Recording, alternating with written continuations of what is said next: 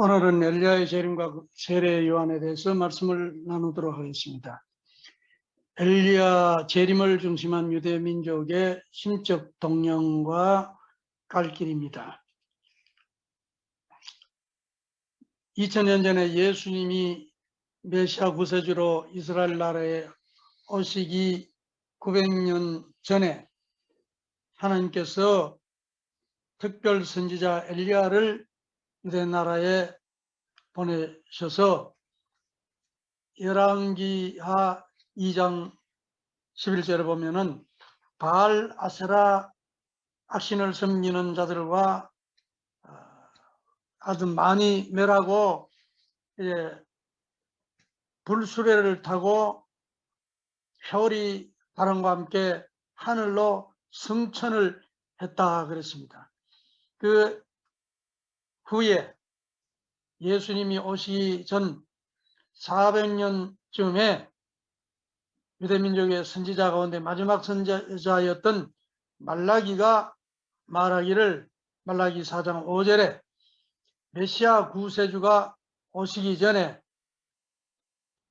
엘리야가 먼저 와서 그의 길을 예비하고 준비해서 메시아를 맞이한다고 이렇게 예언을 했습니다. 그래서 유대민족은 말라기의 예언에 따라서 메시아를 맞이하는 것이 가장 중요하지만은 메시아를 맞이하기 위해서는 엘리야가 먼저 온다고 했기 때문에 엘리야를 기다리고 있었습니다. 그런데 엘리야가 왔다는 소식은 아직 없는데 예수님이 메시아로 이제 사람들이 메시아 고백을 하기 시작하고 예수님이 메시아심을 이제 자처하는 그런 입장이 됩니다.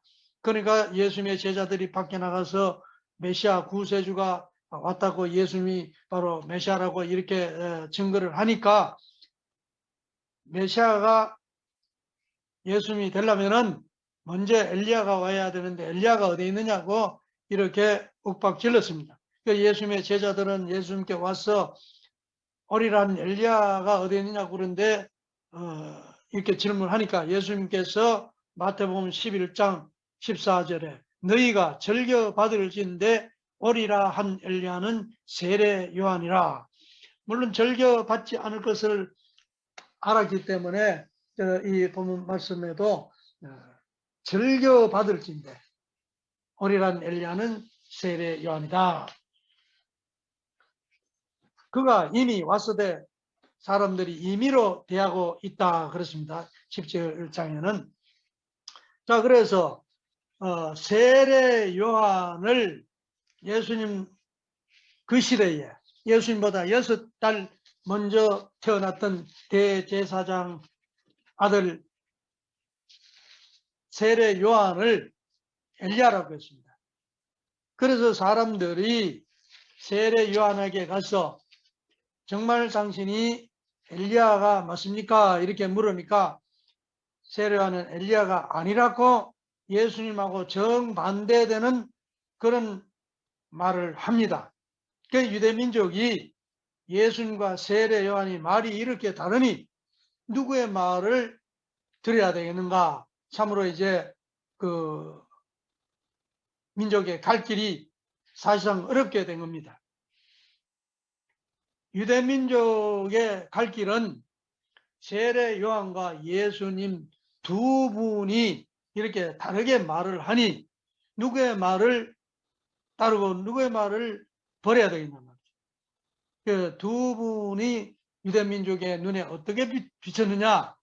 세례 요한은 대제사장 사가랴의 아들로 태어나서 출생시부터 기적 가운데 태어났고 유대민족이 이 아이가 커서 장차 무엇이 될까 아주 기대를 하면서 이렇게 바라봤던 사람입니다. 그는 또 광야에 나가서 빛난 수도 생활을 했습니다. 메뚜기와 석청을 으로 연명하면서 그야말로 돌을 닦는 그런 생활을 했습니다. 세례를 베풀 때에 유대민족이 수천 명이 몰려와서 세례요한으로부터 세례를 받고 그를 따랐습니다. 메시아로 오인할 정도로 당신이 혹시 메시아가 아닙니까? 이렇게 질문을 할 정도로 유대민족의 눈에는 세례요한은 정말 훌륭하게 비쳤습니다.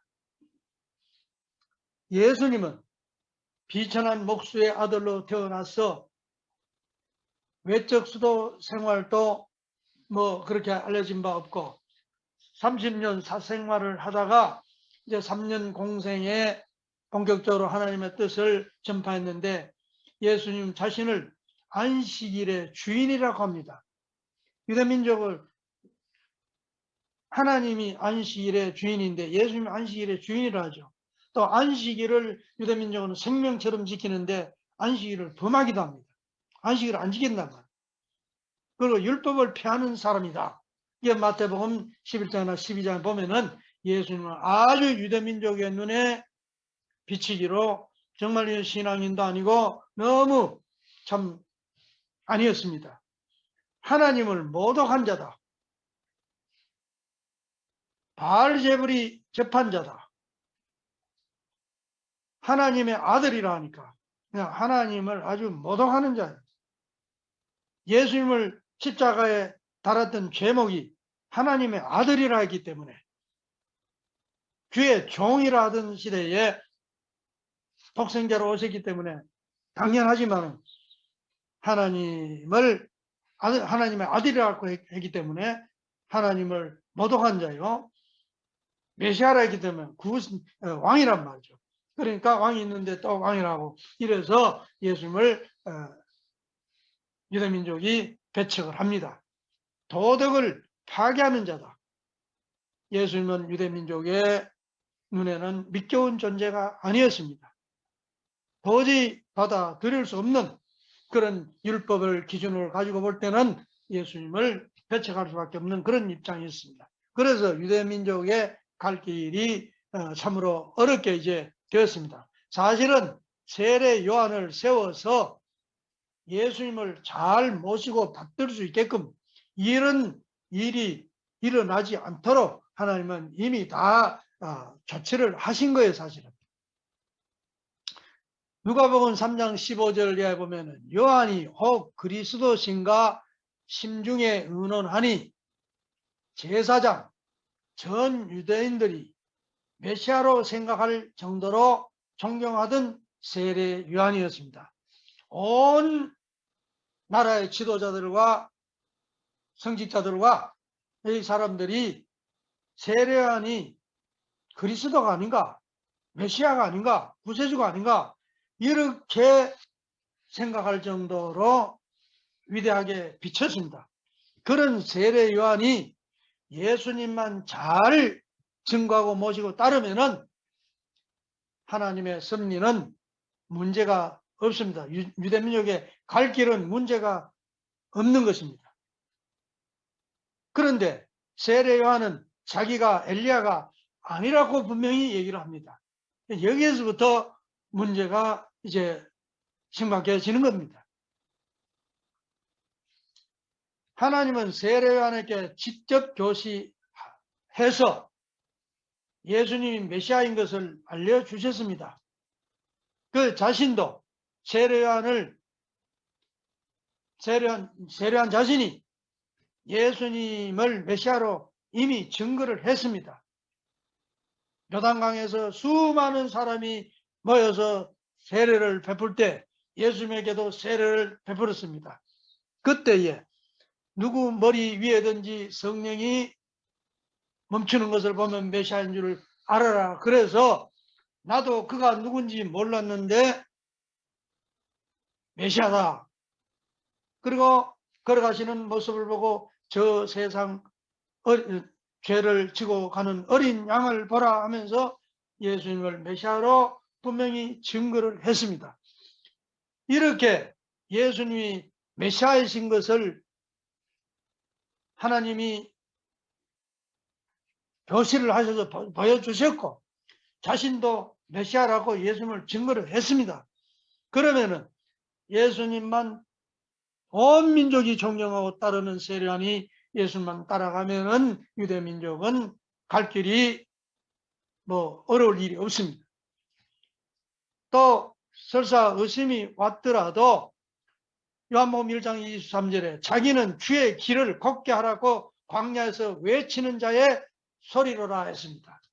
자기는 광야에 나가서 왜 이렇게 생식을 해가면서 그렇게 도를 닦으면서 천국이 가까이 왔으니 회개하라고 그렇게 외치는 자이라 했는데, 유대민족 앞에 바로 엘리야의 재림자로 엘리야가 와서 주님 앞으로 길을 걷게 하고 예배하고 그 사명을 가진 자가 자기인 것을 알아야 됩니다. 성경을 잘 아는 세례요한은 자기가 누군지를 알아야 됩니다. 또 요한복음 3장 28절에는 나는 그리스도가 아니요 그의 앞에 보내심을 받은 자라 했습니다. 예수님 앞에 보내심을 받은 자, 바로 엘리야의 사명자예요. 예수님이 더욱이나 하나님께서 가르쳐 주셔서 자기도 몰랐는데 메시아로 증거했습니다. 그런 예수님이 엘리야의 사명자로 온 것이 세례 요한이라고 하면은 자기가 미처 깨닫지 못했더라도 그렇게 예수님의 말씀에 순응을 해야 되고, 또 성경을 잘 아는 세례 요한 입장에서는 그의 엘리야의 사명자가 자기 자신인 것을 깨달아야 됩니다. 알아야 됩니다. 그러나 끝내 예수님의 말씀에 순응하지 않고 자기는 메시아도 아니고 엘리야도 아니고 그저 광야에서 외치는 자라, 이렇게 함으로 해서 예수님이 갈 길을, 유대민족이 나아갈 길을 가로막는 입장에 서버리는 것이 세례 요한의 입장이었습니다. 참으로 애석한 입장에 서고 말았습니다. 이것이 예수님이 유대민족 가운데 오셔서 어렵게 되는 가운데 가장 큰 입장에 처졌다, 이렇게 볼 수가 있습니다. 세례 요한이 엘리야가 된 이유는 이 태어났을 때부터 벌써 누가복음 1장 17절에 엘리야의 심령과 능력으로 주 앞에 가서 아비의 마음을 자식에게 돌리고 또 거스리는 자를 의인의 자리에 돌아오게 하고 주를 위하여 세운 백성을 예비하리라. 주를 위하여 세운 백성을 예배하러 왔단 말이죠. 그렇게 태어날 때부터 그런 사명을 가진 이 세례 요한이었습니다. 엘리야의 사명을 계승한 자요, 메시아 앞에 하늘나라에서 와서 그의 길을 예배하고 걷게 하는 그런 사명을 할 자, 엘리야의 재림자가 바로 세례 요한이었습니다. 그래서 세례 요한은 사명을 못다했습니다. 증거의 사명은 완수했다 할 수가 있습니다. 그 누구도 예수님을 메시아로 알아먹지 못하고 예수님에 대해서 눈을 뜨고도 청명관이가 되어서 메시아로 알아먹지 못하던 그런 시점에서 수많은 유대 백성들이 모인 자리에서 나도 그가 누군지 몰랐는데 누구 머리 위에든지 성령이 비둘기처럼 머무는 것을 보고들랑 그가 메시아인 줄 알아라고 하나님께서 가르쳐 주셔서 예수님을 메시아라고 증거했고, 저 세상 죄를 지고 가는 어린 양을 보라면서 예수님을 증거를 했습니다. 그런 메시아 되심을 증거했다는 입장에서는 세례 요한이 훌륭했습니다. 그 누구도 알아보지 못했던 예수님을 메시아심을 알고 이게 대중 앞에서 증거를 했으니까 훌륭한 사건이었던 것은 틀림없습니다. 그러나 섬김의 사명을 못다했습니다. 누가복음 1장 75절에 이미 세례 요한은 태어날 적부터 종신토록 주 앞에서 성결과 의로 두려움 없이 섬기게 하리라. 죽는 날까지 주의 무릎 밑을 떠나지 않고 섬기고 모시고 받들어야 될 세례요한이 그 길을 걷지 못했단 말이죠. 이게 분명한 사실입니다. 그래서 세례요한은 예수님과 같은 길을 가지 못했던 것이 요한복음 3장 30절에 그는 흥해야 하겠고 나는 쇠하여야 하리라. 예수님과 뜻을 완전히 같이 해서 생사고락을 같이 했다면은 망해도 같이 망하고 흥해도 같이 흥해야지, 예수님은 흥해야 되고 나는 망해야 된다, 아주 겸손한 것 같지만은 딴 길을 걸었다는 말씀입니다. 그리고 마태복음 11장 3절 이하에 쭉 성경을 보면은 참 예수님과 세례 요한에 관한 말씀들인데 참 구구절절이 기가 막힌 사연의 말씀입니다. 세례 요한이 헤롯 안티파스의 재혼 그 문제로 분봉왕이 새로 장가를 드는데 여러 가지로 그 결혼이 부당하다, 성경에 맞지 않다, 이렇게 세례 요한이 그 왕가의 결혼에 대해서 반대하다가 왕가의 미움을 받아서 감옥을 가게 됩니다. 감옥에 들어가서 처량한 신세가 되어서 이제 세례 요한이 감옥에 있으면서 내가 예수님을 그렇게 증거를 했는데 내가 왜 이런 입장에 있는가, 예수님이 정말 메시아가 맞는가, 또 다른 이가 올 것인가, 이래서 제자들을 보내서 예수님께 이런 질문을 합니다. 오실 그이가 당신이 오니까 우리가 다른 일을 기다릴까요? 이 기가 막힌 얘기입니다. 예수님을 메시아라고 온 청중 앞에, 나도 그가 누군지 몰랐는데 하나님이 메시아라고 가르쳐줬기 때문에 메시아라고 증거해놓고, 증거할 때는 언제고 이렇게 또 예수님을 메시아이냐, 또 다른 사람을 기다릴까요? 이런 질문을 하니까 예수님 참 기가 막힌 거죠. 그래서 4절로부터 19절 이렇게 쭉 보면 예수님이 그 질문에 대한 직설적인 그런 답변을 하지 않고 예수님의 그 심령이 붕괴하시고 또 경고하시면서 완곡되게 빅 둘러서 대답을 하십니다. 너희가 가서 요한에게 이르되 소경이 보고 안진뱅이가 걷고 문둥이가 깨끗해지고 귀머리가 듣고 죽은 자가 살아나며 가난한 자에게 복음이 전파된다 하라. 이게 무슨 말입니까? 요한아, 내가 누구기 때문에 이렇게 이런 기사 이적을 행할 수 있겠느냐?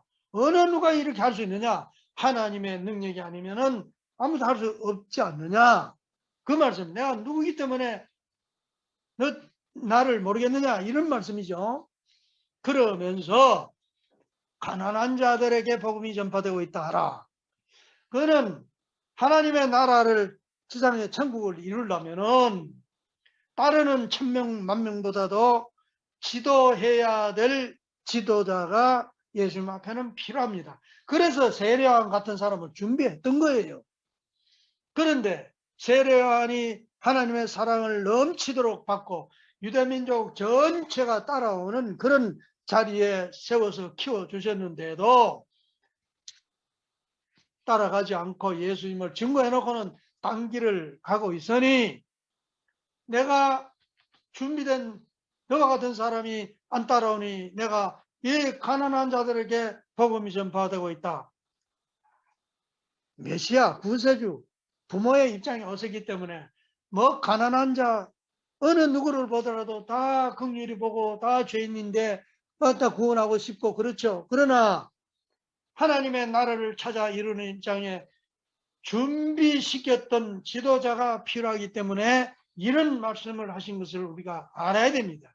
민중신학자들처럼 예수님 뭐 가난한 자이기 때문에 가난한 편에 서서 이런 일을 했다, 이런 성경 해석을 하면은 오산입니다. 그 세례요한이 잘못했기 때문에 6절에 나라면 누구든지 나를 인하여 실족하지 아니하는 자는 복이 있도다. 세례 요한이 잘못 헛디뎌서 넘어졌다면 실족했다면 또 제자들 보내고 난 뒤에 여자가 낳은 자 중에 세례 요한보다 더 큰 이가 일어남이 없도다. 그러나 천국에서는 극히 작은 자라도 저보다 크니라 그랬습니다. 모든 인간은 다 여자가 낳아서 태어납니다. 그런데 이 땅에서는 왜 세례 요한보다 더 큰 이가 일어남이 없느냐? 세례 요한은 예수님을 모시고 종신토록 그를 따르는 제2인자 수제자 자리를 그런 자리에 태어났기 때문에 그보다 더 큰 자가 없습니다. 그러나 실족하고 보니 하늘나라에서는 극히 작은 자라도 저보다 크다 했습니다. 세례 요한 때부터 지금까지 천국은 침노를 당하나니 세례 요한이 그 자리를 지키지 못하고 베드로에게 뺏긴 거예요. 그래서 그때부터 천국은 침노를 당해서 그 자리가 뺏겼다 이 말씀이죠. 그리고 지혜는 그 행한 일로 인하여 옳담을 얻느니라. 세례 요한이 예수님을 메시아로 그렇게 증거해 놓고 좀 더 겸손하게 정말 기도하면서 지혜를 제롭게 했더라면 수제자가 되었을 겁니다. 그런데 예수님을 증거할 때는 언제고 예수님을 저버리고 헤로드 안티파스의 그 가정 결혼 문제에 끼어들어 가지고 감을 가서 하나님의 섭리에 그토록 중요한 예수님을 모시고 따르는 그 일은 젖혀놓고 엉뚱한 데 가서 그렇게 세월을 보내고 있었습니다. 그러다 끝내 그 제자들을 보내가지고 의문을 풀렸고 그렇게 하고도 다 반성하고 돌아올 줄 모르니까 결국 어떻게 됐습니까? 그 헤로디아 왕비가 새로 온 그 왕비가 그 딸이 살로메라고 있었는데 그 왕 앞에서 춤을 추고 그래서 그 왕이 하모돼서 그 왕비 그 데려온 딸에게 네 소원이 뭐냐 뭐든지 다 이루어주겠다 하니까 그 살로메가 세례 요한의 머리를 쟁반에 이렇게 담아서 그 받고 싶다 이런 그 얘기를 해서 그 왕이 약속을 참 저버릴 수도 없고 그래서 세례 요한을 목을 잘라서 쟁반에 갖다 저 살로메에게 바쳤다 막 이런 뭐 여러 가지 역사에 그런 얘기가 나옵니다. 뭐 그래서 세례 요한이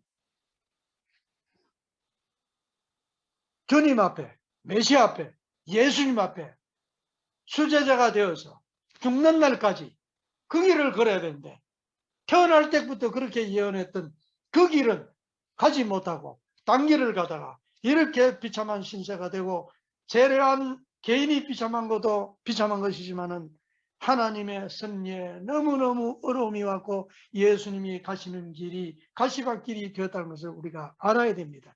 이런 성서를 예수님이 그저 돌아가시기 위해서 피 흘려서 보혈 흘려서 우리 죄를 씻기 위해서 의당히 그 길로 가시는 줄로만 생각하니까 세례 요한이 이렇게 잘못했던 것도 우리가 성경을 읽으면서도 그 눈에 잘 들어오지 않았다는 것을 우리가 생각을 해야 됩니다.